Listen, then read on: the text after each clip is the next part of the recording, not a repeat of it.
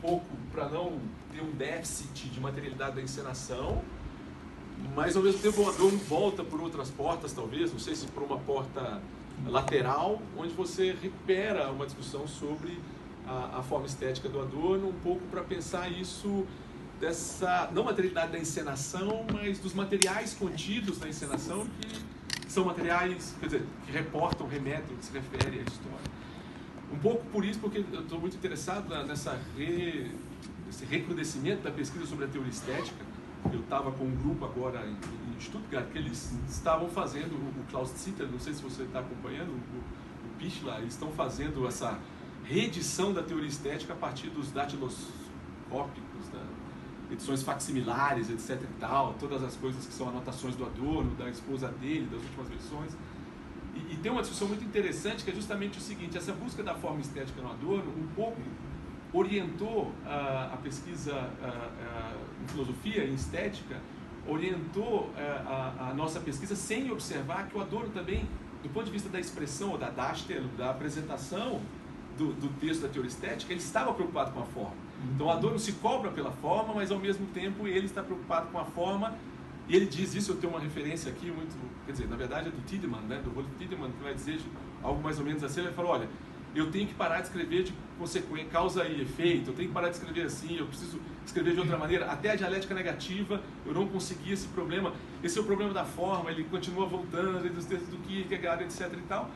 E bem, em que medida a gente não está, às vezes, discutindo a discussão sobre conteúdo sedimentado, história sedimentada e forma estética, em termos que nós esquecemos que o Adorno tem pretensões literárias, né?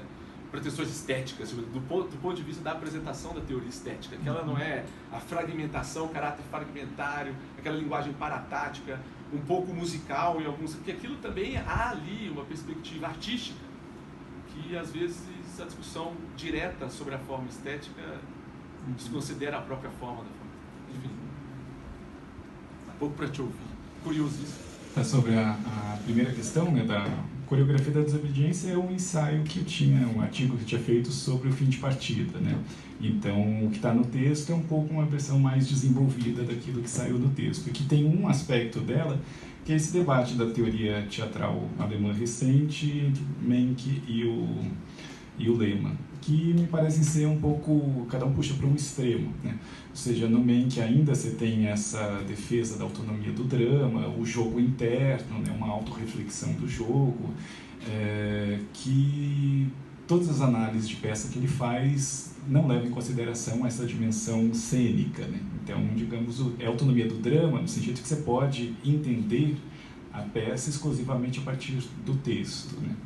E, então, de uma certa forma, tem uma certa limitação, sobretudo para entender teatro contemporâneo, né? Então, isso talvez seja bastante complicado. E no caso do Lehmann, você tem essa ênfase total na dimensão cênica. Então, ele não é um teatro dramático em dois sentidos. No sentido de que o texto, quando tem, né, embora tenha, né, ele não é mais de caráter, ele não segue, digamos, os parâmetros do gênero, do drama enquanto tal, né? Não tem fábula, né? Esse é um elemento central, né? Não conta uma história, não tem um arco. Às vezes tem coros, às vezes tem conjuntos de citações, né? Mas não tem nada, algo como uma história sendo contada. Então esse é um aspecto. E o outro, né, é de que o texto enquanto tal não tem prioridade nenhuma em relação a outros elementos envolvidos na encenação. Então pode ser que a iluminação, a música, dança sejam mais importantes para o espetáculo do que o texto. Então tem essa ênfase toda no mostrar da cena. E o que eu tentava mostrar a partir do fim de partida é que o Beckett não é explicável por nenhum desses dois extremos, né? Ou seja, no caso do Menck, você precisa da encenação para entender, digamos, um tipo de contraposição entre drama e teatro que faz parte da maneira como o Beckett começou a entender o teatro. Então, analisar exclusivamente a partir do texto leva, por exemplo, o Menck a chegar lá numa espécie de ideia de meta-tragédia, né? Então, que, não sei, tem algumas limitações. E no caso do Lehmann, não permite ver o que a peça está o tempo todo se debatendo com uma ênfase com a busca de constituição do sentido, que remete à tradição, que não pode mais ser constituído. Então, por isso que não dá para dissociar, por exemplo, o personagem do Ram e do Clove, né? Ou seja, a ideia não é que a peça vai se resolver e não ser tragédia com a libertação do Clove, né, que comumente entende, mas de que a peça tem que ser entendida, a meu ver, como esse esforço de constituição do sentido que está ancorado nesse personagem mais literário do Ram e essa sabotagem constante.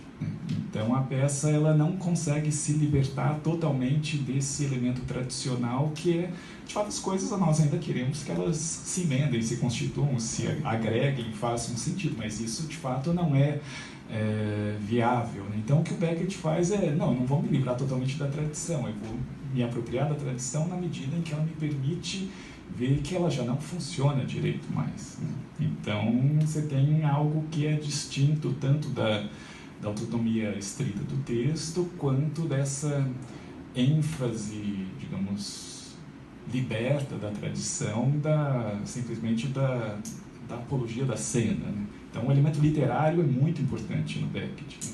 Então, e sem ele, a cena não se constitui, né? Então, um pouco aí os cadernos de encenação ajudaram a discutir isso, né? Então, acho que é um pouco nessa direção. Bom, quanto à forma da teoria estética, sim, o Adorno pensava não como um texto... Se quer, a teoria estética em forma tradicional é a primeira introdução que o Adorno escreveu, talvez para organizar as ideias, e falou, não dá. Então, mas ajuda muito a gente entender o que ele queria com o livro, né? Então, a primeira introdução, pelo menos, situa um projeto de teoria estética